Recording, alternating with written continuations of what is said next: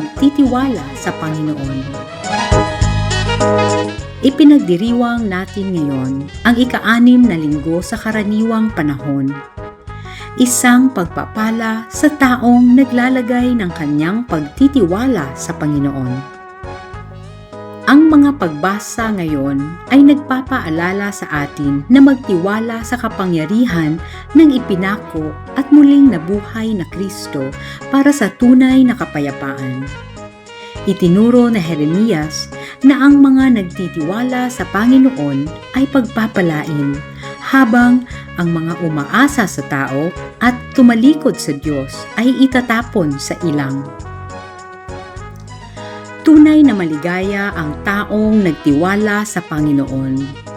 Sinasabi sa atin ng aklat ng mga awit na kapag tayo ay nalulugod sa batas ng Panginoon, tayo ay nagiging mabunga. Sinasabi sa atin ni San Pablo na tayo ang mga unang bunga ng lahat na natutulog dahil si Kristo ay muling nabuhay mula sa mga patay. Sa Ebanghelyo, ikinuwento ni San Lucas ang pangaral ni Jesus sa isang malaking pulutong tungkol sa mga pagpapala at mga kaabahan. Ipinahayag niya, "Mapapalad kayong mga dukha, sapagkat inyo ang kaharian ng Diyos, ngunit nagbabalak, sa aba ninyong mayayaman, sapagkat natanggap na ninyo ang inyong kaaliwan."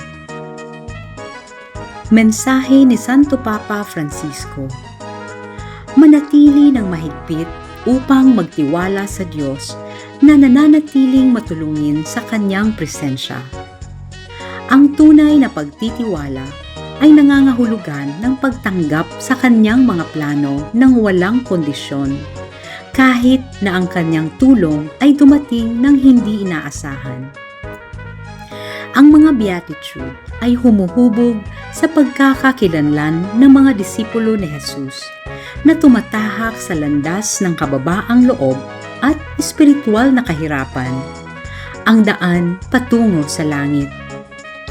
Ang kanilang kagalakan ay hindi sa kayamanan o kapangyarihan, kundi sa pang-araw-araw na mga regalo ng Diyos. Ito ay buhay, paglikha, at komunidad. Malaya silang nagbibigay, niyayakap ang diwa ng pasasalamat at pagiging bukas.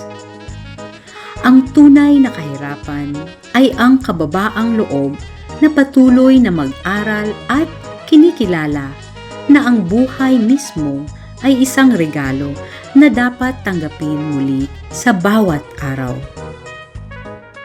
Manalangin tayo.